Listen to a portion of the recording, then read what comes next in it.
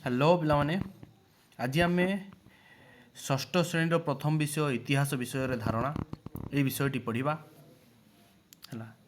ये विषय आरंभ में दुई जनकर कथबार्ता अच्छी पिलामाने कथबार्ताटी कौन ना लिपि अजा को पचार अजा अजा गोटे गप कहीदि तापर अज तांकर गप कह आरंभ कर गपटी हूँ जड़े ग्रीस देशर राजा ना हूँ एलेक्जांडर है। आलेक्जांडर पृथ्वी बहुत सारा देश जय करके आसी सारी है। बहुत सारा देश जय करके आसला इच्छा है भारत को जय करने पिला माने देख ग्रीस देशटा पाखापाखि मैप रे आमर ये पाखापाखि आसो ये सबू देश सी विजय करी एपटे होइकी आसिकी भारत पाखे पहुँच सारे है। आसिक कौन भारत पाखे पहुँची गले। ओके पिला माने तो बहुत सारा देश जीतिकी सी कौटी पहुँची गले भारतर द्वार पाखे पिला जो तुम ग्रीसटा को देख देख पिला माने यही पाखापाखि ग्रीसटा आसो कौटी यही पाखापाखि चललानी ये आमर ग्रीस देशटा आसो तमें यही पाखापाखि जी देश था सबू सी जीतीगला कौन ना विजय लाभ करते से पाखापाखि इंडिया पाखापाखि आसिक पहुँचता है। तो यही पाखे जो पहुँचता से समय कौन है ना तांकर सामना दुई राजा सहित है भारत है। से किए थे ना दुई जन राजा थे जनकर ना था आम्बी आ जनकर राजा ना था पुरु है। जनकर ना था कौन आम्बी आ जनकर राजा ना कौन थी पुरु है। सी भारतर आमर उत्तर पश्चिम दिग पटरे राज्य शासन करते माने पट्टा आम्बी करथिला ए पट्टा पुरु करथिला है।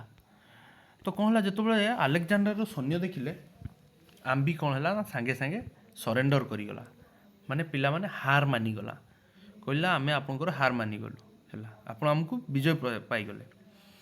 पुरु किंतु कौन कला ना सी वीर भली लढ़िला युद्ध कला कौन कला पुरु ना युद्ध कला युद्ध कर सारा पुरु से युद्ध रे हारीगला है।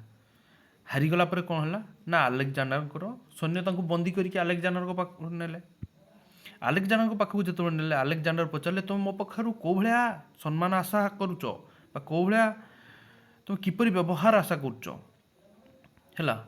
तो सही समय पुरु उत्तर देले जड़े राजा आउ जड़े राजा ठारू जो भाया सम्मान पाए मुझे भाया सम्मान आशा करुच्ची है।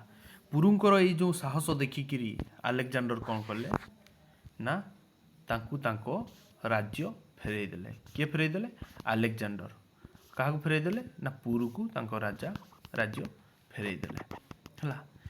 ये पिला माने गपटी शेष हो जाइए है। गपटी आमर आरंभ कौटी होता लिपि अजा को गप कह कथा कहला तो लिपि तापर पचारा अजा अजा है तुम एत सारा जिनस जान किपर है से अजा कहले है।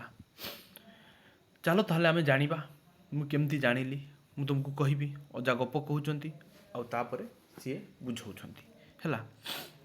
तापर पिला माने अजा कही आम इतिहास बही जानिलु बा इतिहास जानिलु से पुणी लिपि प्रश्न कर अजा इतिहास कौन ना इतिहास रे वर्णना करने जाकि अजा कौन कही देख पूर्वर आमर जो पिला माने पूर्वपुरुष थिले से माने मांकड़ भाया थिले देखि पारछन पिला माने चित्रटी आमर से माने मांकड़ भाया थिले तापर धीरे धीरे से माने बड़ हेई मनीषर रूप नेले ये गोटे दिन गोटे वर्ष होनी पिला माने या लक्ष लक्ष वर्ष लगी है। तापर बहुत सारा वैज्ञानिक मानकर मत अनुसार या प्राय तो अनुमान 15 लाख वर्ष तलर कथा है।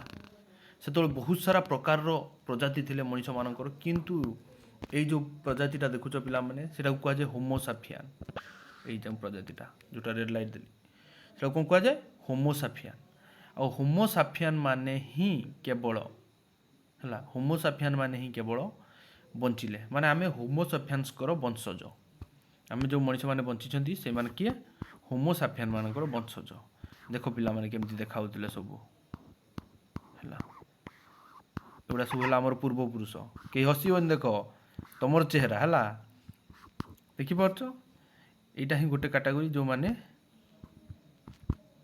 बंची है तापर देख पिला माने तो बहुत सारा कैटेगोरी तो देखी सार एबे आम प्रजातिर किए किए बंची आम से जाना तो पिला माने आम प्रजातिर जो मैंने बंची से गिबन उरांगोटा गिबन देखुच ना फटोटा को देख पिला माने एटा कहा गिबन बाँ पटर जो फटोटा अच्छी कौन कहुए गिबन एटा है गिबन ये है ओरांगोटांग है ये है कौन ओरांगोटांग है तापर देख पिला माने सिंपांजी बाँ पटे सिंपांजी गरिला सॉरी मुझे उल्टा कहीदेली गरिलाटा है बाँ पटे सिंपांजीटा है डाहाण पटे पिला माने गोटे इंटरेस्टिंग फैक्ट जान सिंपांजीर बुद्धि सांगे है मनुष्यर बुद्धि प्रायः 98% मेल खाई जाए 98% मेल खाई जाए है तापर मनुष्यर सांस्कृतिक धारा केमती बढ़ी आम आग को से जिनटा देखा है मनीष मैंने प्रथम धीरे धीरे एकाठी रहा शिखिले माने ग्रुप होकर रहा शिखिले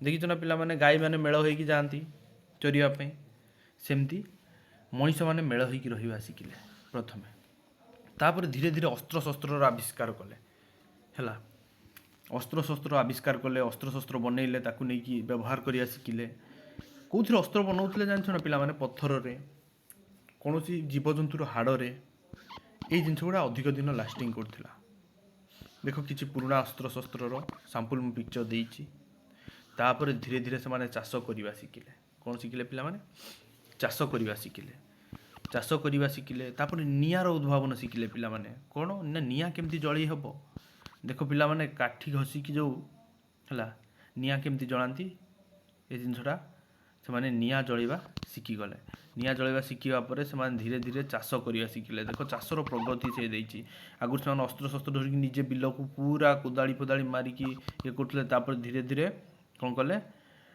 ना जीवजंतु को व्यवहार करवा शिखिले तापर एबेका जुगरे ट्रैक्टर आसीगलानी जानिपारछ पिला माने तापर जिते एत सब कम कले तापर से माने आरंभ कले गाँव रे रहिबा गाँ करवा सहर गठन करवा ये सब जिन आरंभ कले देखिपार ना पिला गोटे गाँ चित्र माने गाँ मानक मनीष मैंने रहा स्टार्ट कले गाँ बनइबा आरंभ कले है तापर सहर बनइबा आरंभ कले ये तो गोटे पिला माने बहुत पुराना सहर है से भग्नाविशेष अच्छी माने भांगी जाइए बहुत सारा है किंतु एटा रखाई पुराना काल रे माने केमती सहर कल्पना कराइला केमती घर कल्पना कराइला देख पिला माने एटा गोटे सहर एटा तो मॉडर्न सहरटा पूर्व कालर सहर नुह कि गोटे सहर देख पिला माने केमती सहरटा गढ़ी उठिए धीरे धीरे है लोक केमती से जाती है तापर पिला माने हिस्ट्री कहले आमर कौन बुझा जाए है हिस्ट्री कहले पिला माने हिस्ट्री माने होची गोटे हिस्ट्री शब्दटा हिस्टोरु आसीची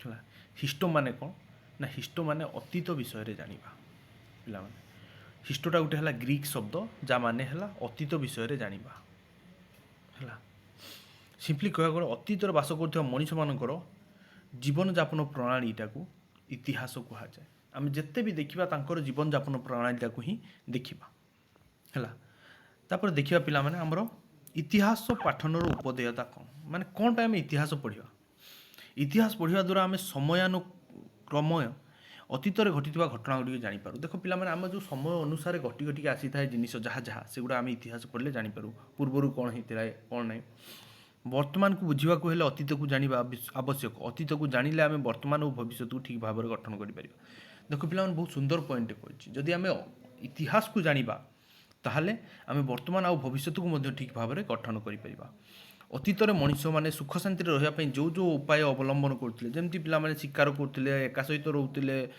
गाँ गढ़ी रोते ये सब देख अतीत से धीरे धीरे ट्रायल करके जानी ना प्रथम जड़े रही प्रथम 2-4 जन तापर आउ थे आसिक मिसिक रोते एमती धीरे धीरे होता ताने से आम कौटा दरकारी आउटा अदरकारी ये जिनटा आम जापर जमी अतीत केमती किसी प्रथा थिला जोड़ा दरकार नहीं एवं जमी आगुरी सती प्रथा थिला पिला सती प्रथा गोटे बहुत कुप्रथा थिला सती प्रथार कौन कराला जान ना जदि कहार स्वामी मरी जाऊला ताले स्त्री मानक जीवंता जाड़ी दिया है तो सेमती भी प्रथा थिला जो प्रथा गुड़ा को एबे सरकार हटई देले बहुत सुंदर कथा तो आम जो प्रथा कौ प्रथार चली आसी जोड़ा भल भल प्रथा थिला से सब प्रथा को आमको बजेकी रखापी पड़ो ताकि आमर जो माने सिविलाइजेशनटा चली आमर जो दुनियाटा चली सहजरे चली पार है ଅତୀତରେ ଥିବା କୁପ୍ରଥା ବା ଅନ୍ଧବିଶ୍ୱାସ ଏବେ ମଧ୍ୟ ଆମେ ସହଜରେ ଆମ ସମାଜରେ ପ୍ରଚଳିତ ଇତିହାସ ପଢ଼ିବା ଦ୍ୱାରା ସେଗୁଡ଼ିକ କେବେ କାହିଁକି ଆଉ କିପରି ସୃଷ୍ଟି ହୋଇଥିଲା ତାହା ଆମେ ଜାଣିପାରିବା ଆଉ ବର୍ତ୍ତମାନ ଯୁଗରେ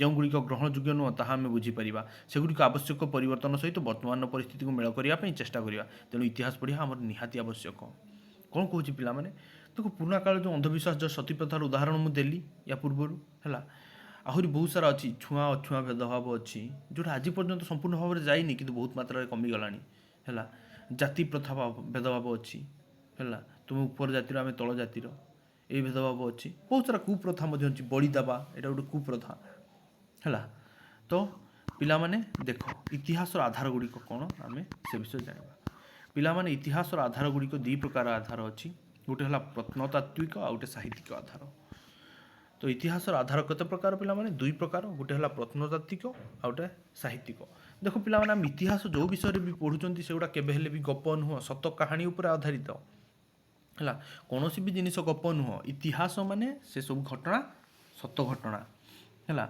ତ ପ୍ରଥମେ ପିଲାମାନେ ଆମେ ଦେଖିବା ପ୍ରତ୍ନତାତ୍ତ୍ୱିକ ଆଧାରଟାକୁ ଚାରି ପ୍ରକାର ଭାଗରେ ଭାଗ କରାଯାଇଛି ଗୋଟେ ହେଲା ଖୋଦିତ ଲିପି ହେଲା ବା ସେକେଣ୍ଡଟା ହେଲା କ'ଣ କୀର୍ତ୍ତି ଓ କଳାକୃତି 3 ନମ୍ବରଟା ହେଲା ଭୌତିକ ଅବଶେଷ 4 ନମ୍ବରଟା ହେଲା ମୁଦ୍ରା ତ ପିଲାମାନେ ଖୋଦିତ ଲିପି ବା ଲିପି ଯେଉଁଟାକୁ ସେଇଟାକୁ କ'ଣ କୁହାଯାଏ ଆଗେ ଆମେ ଯିବା ବିଭିନ୍ନ ଘଟଣା କାର୍ଯ୍ୟକଳାପ ଶାସନ ପ୍ରଣାଳୀ ସାମାଜିକ ପ୍ରଥା ପରମ୍ପରା ଓ ଚଳନୀ ଇତ୍ୟାଦି ମାଟିର ଟାଇଲ ଓ ଇଟା ତମ୍ବା ପଟା ତାମ୍ର ଫଳକ ଯେଉଁ ଜାଗାରେ ଆମର ପୁରୁଣା ପରମ୍ପରା ସବୁ ଲିପିବଦ୍ଧ ହୋଇକି ରହିଯାଇଛି ସେସବୁ ଜିନିଷ ବିଷୟରେ ଦେଖିବା ଦେଖ ପିଲାମାନେ ମୁଁ ଅଧିକ ଡିଟେଲକୁ ନ ଯାଇକି ତୁମକୁ କିଛି ଗୋଟେ ପିକ୍ଚର ଦେଖାଉଛି ଦେଖ ଏଠି କିଛି ଗୋଟେ ଜିନିଷ ସିଏ ରିପ୍ରେଜେଣ୍ଟ କରିବା ପାଇଁ ଚାହୁଁଛି ହେଲା ହୁଏତ ଆମେ ସଠିକ୍ ଭାବରେ ସେଟାକୁ ବର୍ଣ୍ଣନା କରିପାରୁ ନ କରିପାରୁ କିନ୍ତୁ ଏଠି ଇତିହାସ କିଛି ଲେଖିକି ଯାଇଛି ଯେଉଁମାନେ ଐତିହାସିକାର ବା ଯେଉଁମାନେ ଇତିହାସକୁ ଅଧ୍ୟୟନ କରନ୍ତି ସେମାନେ ସଠିକ୍ ଭାବରେ ବର୍ଣ୍ଣନା କରିପାରିବେ ଯେ ଏଠାରେ କ'ଣ ଲେଖା ହେଇଛି ହେଲା ଦେଖ ପିଲାମାନେ ତାପରେ ଦେଖ ବହୁତ ସାରା ଖୋଦିତ ଲିପି ଏଟାକୁ କୁହାଯାଏ ଲିପି ଖୋଦିତ ଲିପି ହେଲା ଯେଉଁଟା କିଛି ଲେଖା ହେଇଛି ଖୋଳା ହେଇକି ଦେଖ ମାନେ ଏଠି ଚିତ୍ର ବନା ହେଇଛି ଏସବୁ ଖୋଦିତ ଲିପି ଦେଖିପାରୁଛ ନା ପିଲାମାନେ ଓକେ ଦେଖ ପିଲାମାନେ ଏସବୁ ଜିନିଷ ଖୋଦିତ ଲିପି କେମିତି ଖୋଳା ହେଇକି ଲେଖା ହେଇଛି ବହୁତ ପୁରୁଣା କାଳର ସବୁ ଖୋଦିତ ଲିପି ବହୁତ ଦିନ ପର୍ଯ୍ୟନ୍ତ ରହିଛି ହେଲା ଦେଖ ତାମ୍ର ଫଳକ ଯେଉଁଗୁଡ଼ା କୁହାହେଉଥିଲା ତମ୍ବାରେ କେମିତି ଲେଖା ହେଉଥିଲା ବା ଡିଜାଇନ୍ କରାହେଉଥିଲା ହାତରେ ଯେତେବେଳେ ପିଲାମାନେ ଭାବ ଏବେ ତ ମେସିନ୍ ଅଛି ସହଜରେ ବନିଯାଉଛି ସେତେବେଳେ ମେସିନ୍ ନଥିବ ହାତକୁ ହାତ ପୁରା ଖୋଳି ଲେଖିବା ପାଇଁ ପଡ଼ୁଥିବ ହେଲା ତ ସେତେବେଳେ କେମିତି ହେଉଥିବ ବୁଝିପାରୁଛ ତାପରେ ଦେଖ ପିଲାମାନେ ବାଘ ଛାଲରେ ମଧ୍ୟ ଲେଖୁଥିଲେ ବା ଛାଲ ଚମଡ଼ାରେ ମଧ୍ୟ ଲେଖୁଥିଲେ ଦେଖିପାରୁଛ ନା ଏଗୁଡ଼ା ସବୁ କିଛି ଲେଖା ହେଇଛି ଏସବୁ ଜିନିଷ ଅଧିକ ଦିନ ପର୍ଯ୍ୟନ୍ତ ରହୁଥିଲା ଦେଖ ପିଲାମାନେ ସେତେବେଳେ ମଧ୍ୟ ଲୋକମାନେ ଚାଲାକ ଥିଲେ କଲମର ଉଦ୍ଭାବନ କରିନଥିଲେ କିନ୍ତୁ ସେମାନେ କିଛି ଲେଖିକି ଜଣାଇବା ପାଇଁ ଚାହୁଁଥିଲେ ସେବେ ମଧ୍ୟ ହେଲା ଦେଖ ପୁରୁଣା କାଳର କିଛି କପଡ଼ା ହେଲା ଯେଉଁଟା ପୁରୁଣା କାଳରେ କେମିତି ପିନ୍ଧୁଥିଲେ ପୁରୁଣା କାଳର ଲୋକମାନେ କପଡ଼ା ହେଲା ଆଉ ତାପରେ ଦେଖ ପିଲାମାନେ ଯେମିତି ସ୍ତମ୍ଭ ଗୁଡ଼ାରେ କେମିତି ଲେଖା ହେଉଛି କେଉଁ କାନ୍ଥ ଗୁଡ଼ାରେ ସ୍ତମ୍ଭ ଗୁଡ଼ାରେ ତାପରେ ଦେଖ ପିଲାମାନେ ଏଇଟା ସବୁ କାନ୍ଥ ଗୁଡ଼ାରେ କେମିତି ଡିଜାଇନ୍ ଚିତ୍ର ତିଆରି ହେଇଛି ଏଗୁଡ଼ା ଖୋଦିତ ଲିପି ବା ଖୋଦିକି କିଛି ଗୋଟେ ଚିତ୍ରରେ କୌଣସି ଗୋଟେ ଷ୍ଟୋରିକୁ ବର୍ଣ୍ଣନା କରିବା ପାଇଁ ଚେଷ୍ଟା କରୁଛନ୍ତି ଏଇଟା ଦେଖ ପିଲାମାନେ ତାଳପତ୍ର ଲେଖା ଦେଖିପାରୁଛ ପିଲାମାନେ ଦେଖିଥିବ ତୁମର ଜାତକ ଯେଉଁ ଲେଖା ହୁଏ ତାଳପତ୍ରରେ ଲେଖା ହୁଏ ତାପରେ ଦେଖ ପିଲାମାନେ ଧଉଳି ପାହାଡ଼ ହେଲା ଯେଉଁ ଆମର ଭୁବନେଶ୍ୱରରେ ଉପସ୍ଥିତ ଧଉଳି ପାହାଡ଼ ସେଇଠି ଆଜି ପର୍ଯ୍ୟନ୍ତ କିଛି ପୁରୁଣା ଲିପି ଲେଖା ଅଛି ଯଦି ବୁଦ୍ଧଙ୍କର ଶାନ୍ତି ସ୍ତୂପ ଯେଉଁ କୁହାଯାଏ ହେଲା ତାପରେ ସେଇଠି ଛାଡ଼ିଦେଲା ପରେ ଆମର ଆଉ କେଉଁଠି ଅଛି ନା ଜଉଗଡ଼ ଗଞ୍ଜାମର ଜଉଗଡ଼ରେ ମଧ୍ୟ ହେଲା ତାକୁ ଷ୍ଟୋର କରିକି ରଖାହେଇଛି ଦେଖ ସରକାର ଦ୍ୱାରା ବାଁପଟ ଚିତ୍ରଟାକୁ ଦେଖ ଯେଉଁ ଧଳା ରଖାହେଇଛି ଗ୍ରିଲ୍ ବାଡ଼ ଦିଆହେଇଛି ସେଠି କିଏ ହାତ ମାରିକି କାଳିକୁ ତାକୁ ଲିଭେଇ ନ ଦିଅନ୍ତୁ ବୋଲି ତାକୁ ଗ୍ରିଲ୍ କରିକି ସରକାର ରଖିଛନ୍ତି ତାକି ଏଇଟା ପର୍ଯ୍ୟଟନ ସ୍ଥଳୀ ହେଇପାରୁ ଲୋକ ଆସିକି ଦେଖିପାରନ୍ତୁ ପୂର୍ବ କାଳରେ ଆମର 2200 ବର୍ଷ ପୁରୁଣା ପିଲାମାନେ 2200 ବର୍ଷ ପୁରୁଣା ଚିତ୍ର ଆଜି ପର୍ଯ୍ୟନ୍ତ ଅଛି ତ ପିଲାମାନେ ତାପରେ ଏଇଟା କେଉଁଠି ଜଉଗଡ଼ର ଗଞ୍ଜାମର ତାପରେ ପିଲାମାନେ ଆମର ବହୁତ ସାରା ଦେଶ ଅଛି ଯେମିତି ଆମେ କହିବା ଇରାନ ହେଲା ଇରାକ ହେଲା ଇଜିପ୍ଟ ଏଗୁଡ଼ା ସବୁ ଦେଶ ଗୁଡ଼ାରେ ହେଲା ଇଜିପ୍ଟ ହେଲା ସାଉଦି ଆରବ ଏଇସବୁ ଦେଶ ଗୁଡ଼ାରେ କ'ଣ ନା ବହୁତ ସାରା ଏମିତି ଜିନିଷ ଅଛି ଯେଉଁଗୁଡ଼ା ମାନେ ଇତିହାସ ସମ୍ପର୍କର ଲେଖମାନ ଅଛି ସେଇ ଜିନିଷରେ ହେଲା ଇତିହାସ ସମ୍ପର୍କରେ ଲେଖମାନ ସେଠି ବହୁତ ସାରା ଜିନିଷ ପାଇଛି। ଆମର ଏପଟେ ଚାଇନାରେ ମଧ୍ୟ ଚୀନ ଏଟାକୁ କୁହାଯାଏ ଚୀନ ଦେଶ ଯେଉଁଟା ଚାଇନା ଭାରତରେ ମଧ୍ୟ ବହୁତ ସାରା ଅଛି। ଏଇଟା ଭାରତ ମ୍ୟାପ୍ ହେଲା ମ୍ୟାପ୍ ମାନେ ପିଲାମାନେ ମାନଚିତ୍ର ହେଲା ଦେଖ ପିଲାମାନେ ଏଇଟା ଇରାକର ଚିତ୍ର ଦେଇଛି ହେଲା ଇରାକ ତାପରେ ତା ସାଇଡ଼୍ରେ ଅଛି ଇଜିପ୍ଟ ତମେ ଏଗୁଡ଼ା ସବୁ ଦେଶ ଗୁଡ଼ା ଦେଖ ପିଲାମାନେ ମ୍ୟାପ୍ରେ ହେଲା ଏଇଟା ଦେଖ ଇରାକ ଇରାନ ଏଇ ଦେଶ ଗୁଡ଼ାରେ ହେଲା ଇଜିପ୍ଟ ଆଲେକ୍ଜାଣ୍ଡର ଏଇଠିକାର ଥିଲେ ପିଲାମାନେ ଏଇଟା ଅପ ଆରମ୍ଭରେ ଆମେ ଆଲେକ୍ଜାଣ୍ଡର ବିଷୟରେ କହୁନଥିଲେ ନା ଏଇଠିକାର ସେ ଥିଲେ ହେଲା। ହଉ ଠିକ୍ ଅଛି ପିଲାମାନେ ତା ପରବର୍ତ୍ତୀ ପର୍ସନକୁ ଯିବା। ତା ପରବର୍ତ୍ତୀ ପର୍ସନ କ'ଣ ଅଛି କୀର୍ତ୍ତି ଆଉ କଳାକୃତି ମାନେ କିଛି କିଛି ଏମିତି ଜିନିଷ ଥାଏ ଯେଉଁଗୁଡ଼ା ନାଁ କରିଯାଏ ସୁନାମ ପିଲାମାନେ କୀର୍ତ୍ତି ମାନେ ହେଲା ସୁନାମ ବା କଳାକୃତି ହେଲା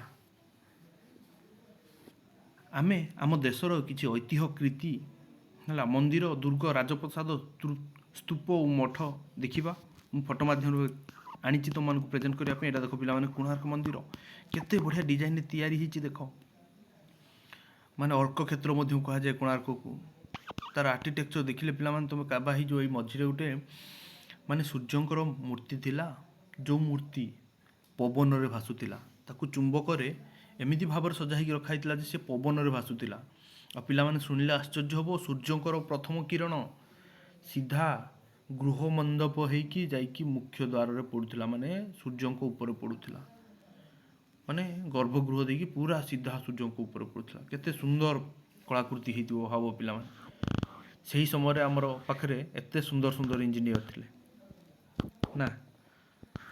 ତାପରେ ଆମେ ଦେଖିବା ଦୁର୍ଗ ପିଲାମାନେ ଦୁର୍ଗ ଦେଖ ଏଇଟା ଲାଲକିଲ୍ଲା ଯେଉଁଠି ଆମର ଦିଲ୍ଲୀରେ ଶାସନ କରୁଥିଲେ ମୁଗଲ ସାମ୍ରାଜ୍ୟ ସେଇଟା ଗୋଟେ ଦୁର୍ଗ ହେଲା। ତାପରେ ଦେଖ ପିଲାମାନେ ଦେଖିବା କିଛି କ'ଣ କୁହନ୍ତି ଏଇଟା ହେଲା ଗୋଟେ କ'ଣ କୁହନ୍ତି ଆମର ଦୁର୍ଗ ମାନେ ଯେଉଁ ଜାଗାକୁ ପୁରା ପ୍ରୋଟେକ୍ଟେଡ଼ କରିକି ରଖା ହେଇଥାଏ ବୁଝିପାରିଲ ନା ଯେଉଁ ଜାଗାଟାକୁ ପ୍ରୋଟେକ୍ଟେଡ଼ କରିକି ରହିଥାଏ ମାନେ ସେଠି ସିକ୍ୟୁରିଟି ବହୁତ ଅଧିକ ଥାନ୍ତି ହଠାତ୍ କୌଣସି ଶତ୍ରୁ ସେଠି ପହଞ୍ଚି ପାରିବେନି ସେଭଳିଆ ଜାଗାକୁ କୁହାଯାଏ ଦୁର୍ଗ। ଏଇଟା ଦେଖ ଦୁର୍ଗ ଗୋଟେ ହେଲା ଲାଲକିଲ୍ଲାଟା ଗୋଟେ ଯେମିତି ଦୁର୍ଗ ଇଏ ଗୋଟେ ଦୁର୍ଗ। ତାପରେ ଦେଖ ପିଲାମାନେ ରାଜପ୍ରସାଦ ରାଜାମାନେ ଯେଉଁଠି ରହୁଥିଲେ ରାଜପ୍ରସାଦ ଦେଖ କେତେ ସୁନ୍ଦର ହେଇଛି ରାଜପ୍ରସାଦ ହେଲା ବହୁତ ସୁନ୍ଦର ଘର ହେଲା। ମଠ ଦେଖ ପିଲାମାନେ ସ୍ତୂପ ବା ମଠ ଯେଉଁଟା କୁହାଯାଏ ସ୍ତୂପ ଶାନ୍ତି ସ୍ତୂପ ଯେଉଁଠି ବାବାମାନେ ସବୁ ପ୍ରାର୍ଥନା କରନ୍ତି ଓକେ।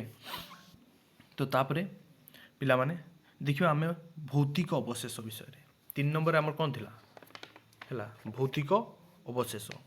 ତ ପିଲାମାନେ ଭୌତିକ ଅବଶେଷ ମାନେ ମାଟି ତଳୁ କିଛି କିଛି ଜିନିଷ ଅଛି ଯେଉଁଗୁଡ଼ା ଆମକୁ ଏବେ ବି ମିଳେ ଖୋଳିଲେ ପିଲାମାନେ ଡିସ୍କଭରି ଚ୍ୟାନେଲରେ ମଝିରେ ଆମର ମଥୁରାରେ ଯାଇକି ଖୋଳୁଥିଲେ ସେଥି ମଥୁରାରେ ଯେତେବେଳେ ପ୍ରଚଳନ ହେଉଥିଲା କୃଷ୍ଣଙ୍କର ସେଇ ମାଟି ଫାଟି ସେସବୁ ଜିନିଷ ଆଜି ପର୍ଯ୍ୟନ୍ତ ସେଇଠି ମିଳେ ସେ ଅଳଙ୍କାର ବି ମିଳେ ଦେଖ ଏଇ ଟାଇପ୍ର କିଛି ପୁରୁଣା ଅଳଙ୍କାର ଯେଉଁମାନେ ଲୋକମାନେ ପିନ୍ଧୁଥିଲେ ସେସବୁ ଜିନିଷ ମିଳେ।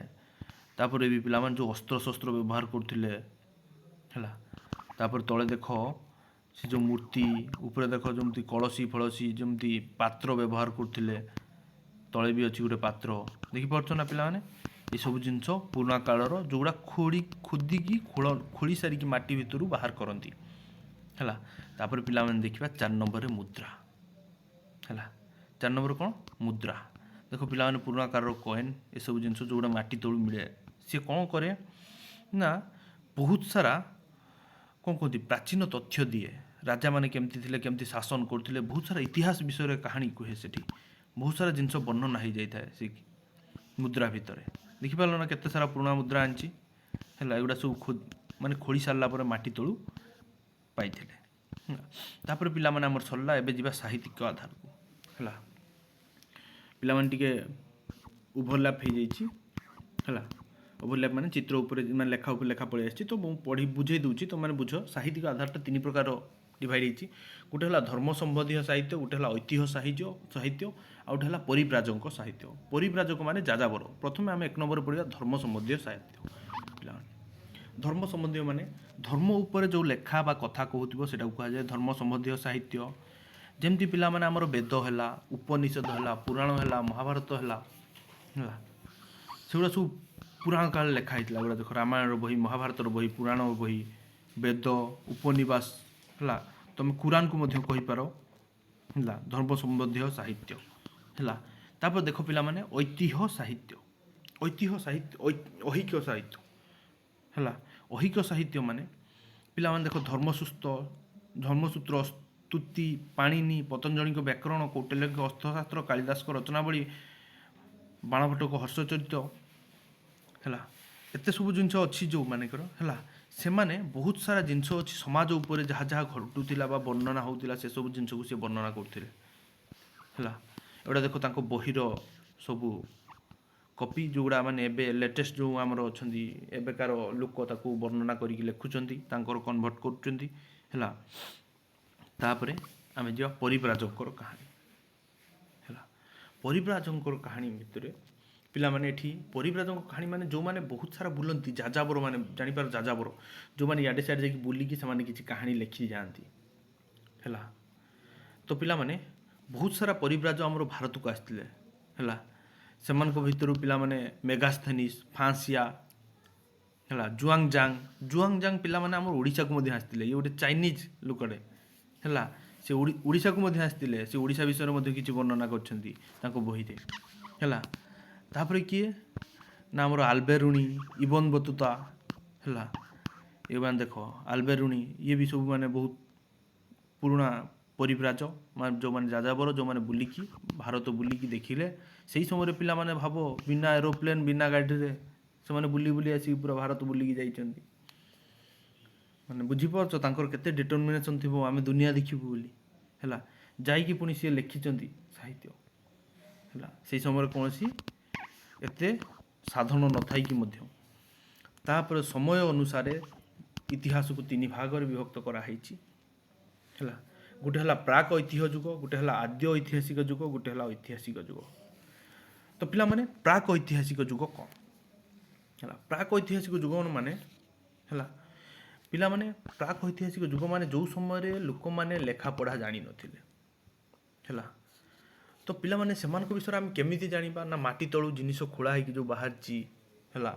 ମନେକର ମାଟି ତିଆରି ମାନେ କ'ଣ ମାଟି ପାତ୍ର ହଉ କିମ୍ବା କିଛି ଅଳଙ୍କାର ହଉ କିମ୍ବା ହାତ ତିଆରି କିଛି ଅସ୍ତ୍ର ହଉ କିଛି ଖୋଦା ଜିନିଷ ହଉ ହେଲା କିମ୍ବା କିଛି ଅଳଙ୍କାର ହଉ ଏଇସବୁ ଜିନିଷକୁ ଦେଖିକି ଆମେ ଯେଉଁ ଜିନିଷ ଜାଣୁଥିଲେ କେଉଁ ଗୁମ୍ଫାରେ ଯାଇକି ସେମାନେ ଯେଉଁ ଚିତ୍ର ଆଙ୍କି ଦେଉଥିଲେ ହେଲା। ସେଇ ଯେଉଁ ଯୁଗଟାକୁ କୁହାଯାଏ ପ୍ରାକ୍ ଐତିହାସିକ ଯୁଗ ହେଲା। ସେତେବେଳେ ଲୋକମାନେ ଲେଖାପଢ଼ା ଜାଣିନଥିଲେ। ତାପରେ ଗୋଟେ ଆସିଲା ତା ପରବର୍ତ୍ତୀ ହେଲା ଆଦ୍ୟ ଐତିହାସିକ ଯୁଗ।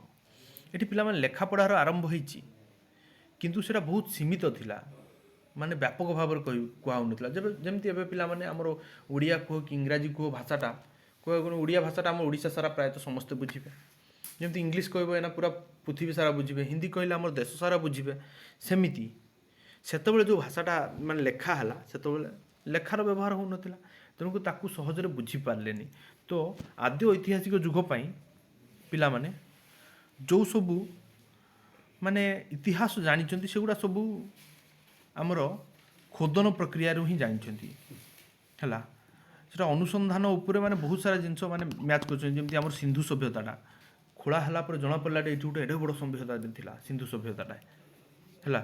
ଏଇଟା ବହୁତ ସାରା ଜିନିଷ ମଧ୍ୟ ନଷ୍ଟ ହୋଇଯାଇଛି ସେଇ ଯୁଗର ହେଲା। ତାପରେ ଆମେ ଯିବା ଐତିହାସିକ ଯୁଗକୁ। ଏହି ସମୟରେ ପିଲାମାନେ ଆମର ଲେଖାପଢ଼ାର ଉନ୍ନତି ଘଟିଥିଲା ହେଲା। ବହୁତ ସାରା ତାଳପତ୍ର ହେଲା, ତାଳପତ୍ରରେ ଲେଖା ସବୁ ମାଟି ପାତ୍ରରେ ଲେଖା, ତାମ୍ରଫଳକରେ ଲେଖା, ପଥର କାନ୍ଥରେ ଲେଖା ହେଲା।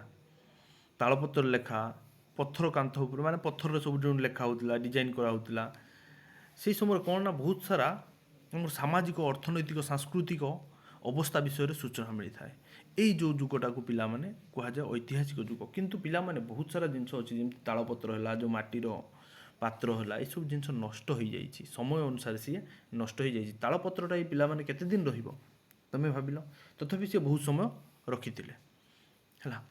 ବର୍ତ୍ତମାନ ପିଲାମାନେ ଆମେ ଦେଖିବା ଭାରତର ଭୌଗୋଳିକ ଅବସ୍ଥାର ସହ ସମ୍ପର୍କ କ'ଣ ହେଲା।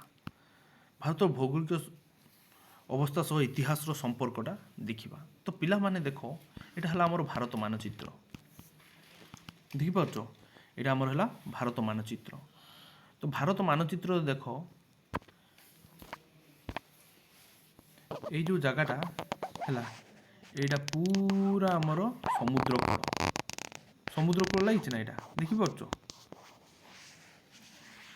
ପ୍ରାୟତଃ ମାନେ ଅଧାରୁ ଅଧିକ ଭାଗ ଜାଗା କ'ଣ ସମୁଦ୍ର ଅଛି। ତିନି ପଟ ଦିଗରେ ସମୁଦ୍ର ଅଛି।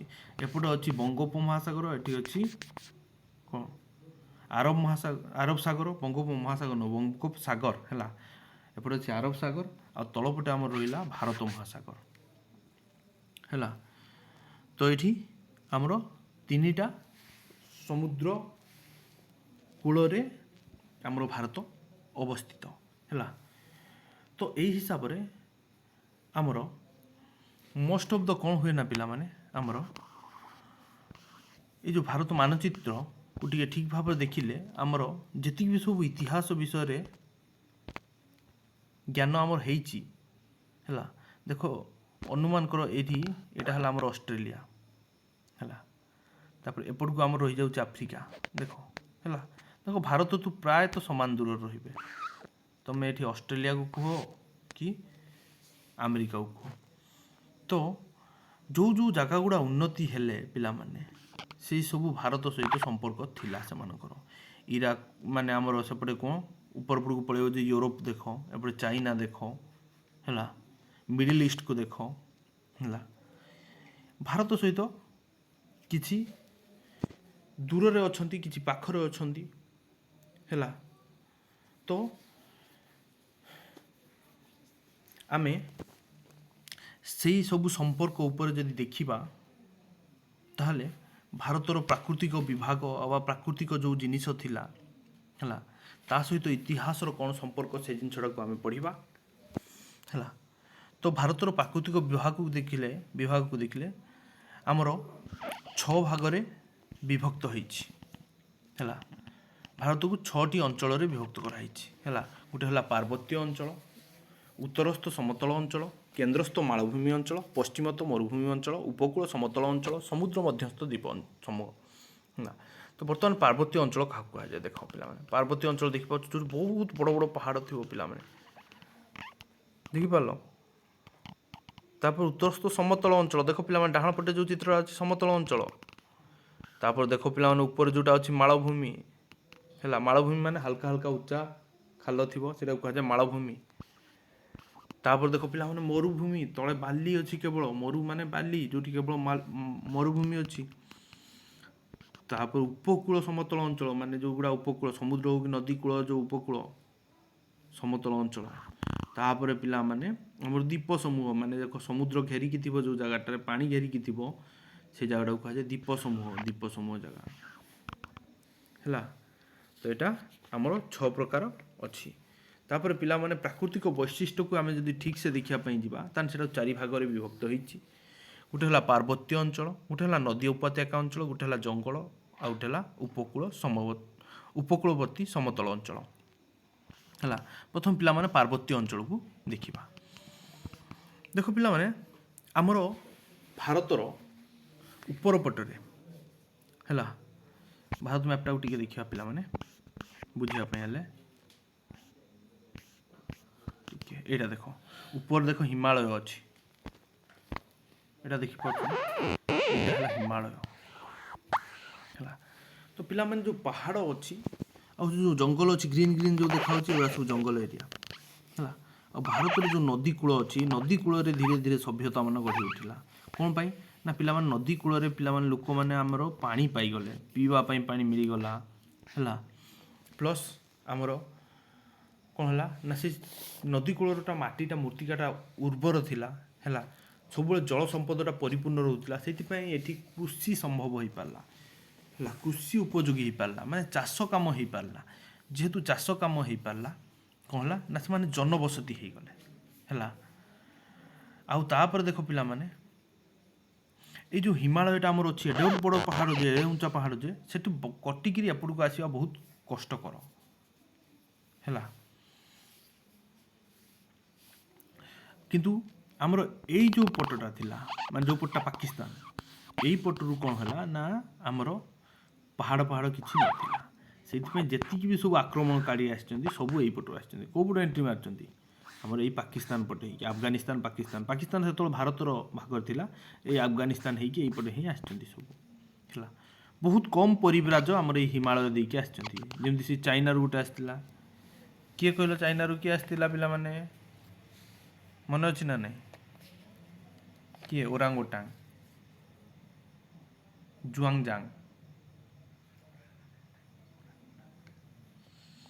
ଜୁଆଙ୍ଗଜାଙ୍ଗ ଆସିଥିଲେ ହେଲା। ତ ପିଲାମାନେ ତାପରେ କ'ଣ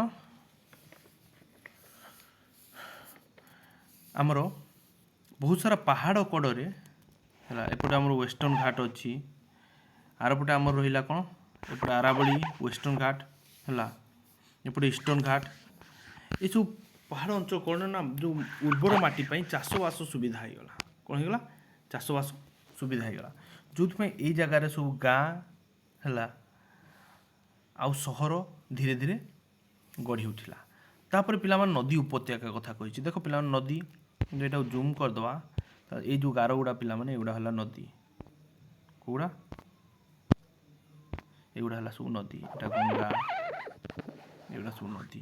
ଏ ନଦୀ କୂଳରେ ସବୁ ଆମର କ'ଣ ହେଲା, ବହୁତ ସାରା ନଦୀ ଅଛି ପିଲାମାନେ, ଗଙ୍ଗା ଅଛି, ଯମୁନା ଅଛି, ବିନ୍ଧ୍ୟସ ଅଛି, ଏଠି ମହାନଦୀ ଅଛି।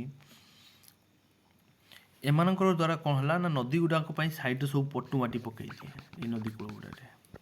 ତ ଏଇ ଜାଗାରେ ଚାଷ ବଢ଼ିଆ ହୁଏ ପିଲାମାନେ। କ'ଣ ହୁଏ ବଢ଼ିଆ? ନା ଚାଷ ବଢ଼ିଆ ହୁଏ। ଯେହେତୁ ଏଠି ଚାଷ ବଢ଼ିଆ ହୁଏ, ତା ନଦୀ ଉପତ୍ୟକା ସମୂହ ଗୁଡ଼ାରେ ମଧ୍ୟ ଲୋକମାନଙ୍କର ରହିବା ଷ୍ଟାର୍ଟ ହେଇଗଲା। 3 ନମ୍ବର ପିଲାମାନେ ଜଙ୍ଗଲ ହେଲା। କିଛି କିଛି ଜାଗାରେ ଆମର ବହୁତ ସାରା ଜଙ୍ଗଲ ଜାତୀୟ ଦ୍ରବ୍ୟ ଦରକାର ହୁଏ ପିଲାମାନେ। କାଠ ଜଙ୍ଗଲରୁ ଆସେ, ପତ୍ର ଜଙ୍ଗଲରୁ ଆସେ, ଠିକ୍ ନା ନାହିଁ? ହେଲା, ଆଉ ଗୋଟେ ଜିନିଷ ଅଛି ପିଲାମାନେ, ଜଙ୍ଗଲରୁ ଆଗ କାଳରେ ଆମ ଲୋକମାନେ ଶିକାର କରିକି ମଧ୍ୟ ଖାଉଥିଲେ, ଠିକ୍ ନା ନାହିଁ? ଆଉ ଜଙ୍ଗଲଟା ବହୁତ ଶାନ୍ତଶିଷ୍ଟ ଆଉ ବହୁତ ସୁନ୍ଦର। ଯେତେବେଳେ ବି ତୁମେ ଜଙ୍ଗଲରେ ଯିବ ଦେଖିବ ଶାନ୍ତ ଆଉ ସୁନ୍ଦର ପରିବେଶ ଦେଖିତେ ପାଇବ ହେଲା। ତ ପିଲାମାନେ ତାପରେ ଉପକୂଳବର୍ତ୍ତୀ ସମତଳ ଅଞ୍ଚଳ, ଉପକୂଳବର୍ତ୍ତୀ ମାନେ ଏଇ ଯେଉଁ କୂଳ ସମୁଦ୍ର କୂଳ ଗୁଡ଼ା ଦେଖ ପିଲାମାନେ, ଏଗୁଡ଼ାକୁ କୁହାଯାଏ ଉପକୂଳବର୍ତ୍ତୀ। ଏଗୁଡ଼ା ସବୁ ଉପକୂଳବର୍ତ୍ତୀ ସମତଳ ଅଞ୍ଚଳ। ଏଇ ସମତଳ ଅଞ୍ଚଳରେ ମଧ୍ୟ ଚାଷ ବହୁତ ବଢ଼ିଆ ହୁଏ। ଆଉ ଏଠିରେ ଦେଖ ପିଲାମାନେ ସମୁଦ୍ର ରାସ୍ତାରେ ବାଣିଜ୍ୟ ବେପାର କରିବା ପାଇଁ ମଧ୍ୟ ସୁବିଧା ହୁଏ ହେଲା। ତ ଏଇ ଜାଗାରେ କ'ଣ କୁହନ୍ତି, ନଦୀ କୂଳର ଯେଉଁ ପଟୁ ମାଟି ଆସିକି ଏଇଠି ପଡ଼େ, ତ ଚାଷ ଏଇଠି ବହୁତ ସୁନ୍ଦର ହୁଏ ହେଲା। ତେଣୁକରି ଏଇ ଜାଗା ଗୁଡ଼ାରେ ଯେତିକି ସବୁ ସମୁଦ୍ର କୂଳ ଏରିଆରେ ଲୋକ ପ୍ରବଳ ଅଛନ୍ତି। ସବୁଠୁ ଅଧିକ ଲୋକ କେଉଁ ଅଛନ୍ତି? ଏଇ ସମୁଦ୍ର କୂଳ ଏରିଆରେ ଅଛନ୍ତି। ଓକେ, ସମୁଦ୍ର କୂଳ ଅବସ୍ଥାରେ ଅଛନ୍ତି। ତ ପିଲାମାନେ ନଦୀ ଉପତ୍ୟକା କହିଲେ କ'ଣ ଦେଖ ପିଲାମାନେ, ନଦୀ ଉପତ୍ୟକା କହିଲେ ନଦୀ କଡ଼ରେ ଗଢ଼ି ହୋଇଥିବା ଯେମିତି ଗାଁ ଏଠି ଦେଖିପାରୁଛ ନା।